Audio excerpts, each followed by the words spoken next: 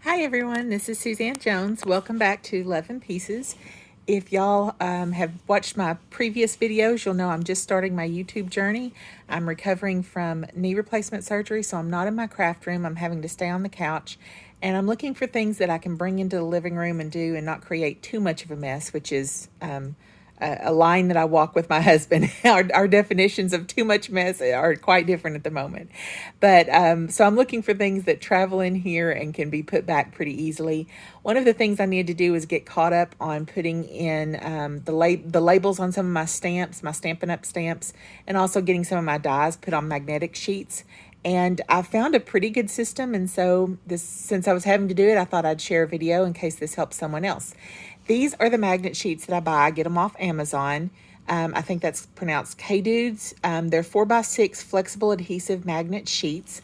I've tried several, and I don't like the ones that are really, really stiff. It makes it hard to get the magnets off, but I also don't want them so flimsy that they don't hold up to the weight of the magnets either. And so I found these to be a good mix. They're not too thin, they're not too thick or stiff, and I like the adhesive back for the way that I put them in my stamp cases.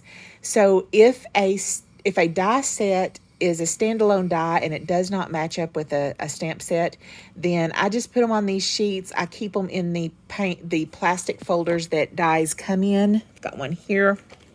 I just keep them on in the same paper folder that they come in. I just switch out the cardboard piece for a magnet sheet, and then I just keep them in their plastic folders.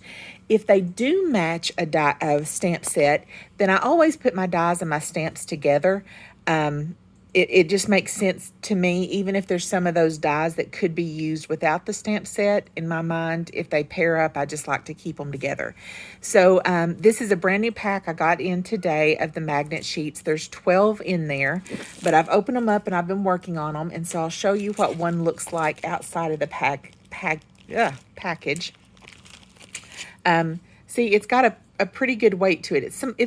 It's flexible, but it's not just flopping all around, and it's got a really good adhesive on the back.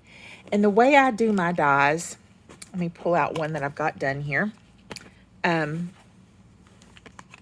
again, I'm doing this one-handed on the couch. I apologize, y'all. I keep the folder that it comes in. That way I've got the information for it, the titles and everything. I will also write or put a label, whichever one, of the catalog information and the number of dies here. But this is the Something Fancy stamp set. It's a red rubber. I've just got the labels put on that. And here's where I keep the dies. And what I do is I use that adhesive back on my dies, on the magnets, and I actually stick it to this little folio label that comes with the dies.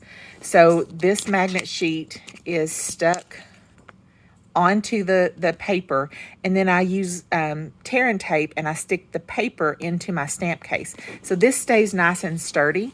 My dies aren't flopping around. They're not falling in and out. It makes it a nice, clean way to store them. And most of the time, even if all the stamps or all the dies don't fit just on the magnet, like if it's crowded, like if you can see, this one actually hangs off a very small amount. This is still enough magnetic storage that if I had to let some hang over the edge a little bit, it's still kind of hidden by this, and it gives me a nice clean front. You know, it's weird sometimes where our OCD tendencies tend to come in, but I like having that nice clean front, but easy accessible, and my dies can live here. So this is one I just finished up. I've got one kind of partial that I'll show you that I'm finishing up. This is the two-tone floral. I think this might actually be an online exclusive. I'm not proficient on where all of the pieces are stored, but this is actually a two set stamp. So let me show you this. This is the back of that Stampin' Up! Folder that it comes in, the paper cover. I've just added adhesive tape, and I do put a pretty good amount. I've got a strip across the top, one in the middle, one down both sides, and one at the bottom. And so let me just stick this in here, and I'll show you what I mean about a two-set stamp. And I like to kind of keep it down at the bottom so it's got some stability there. There we go. And then just press it in really good. And I'll make sure that adheres a little bit better. So this is what I meant about a two set stamp. This one actually has a full cover plate die.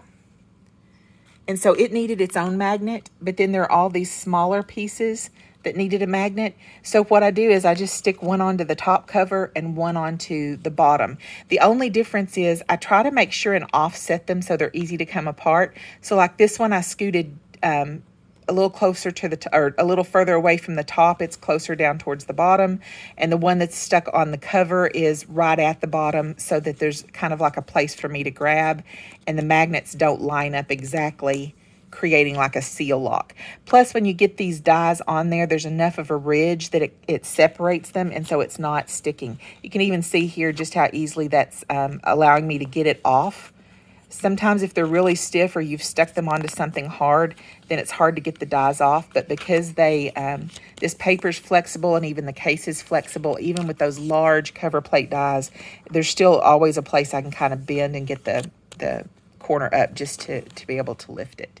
So anyway, that's just a quick rundown of how I store my stamps and dies that match and use those magnet sheets. Like I said, these are a fresh pack that I bought. I get them off of Amazon. And so I will link that in my description.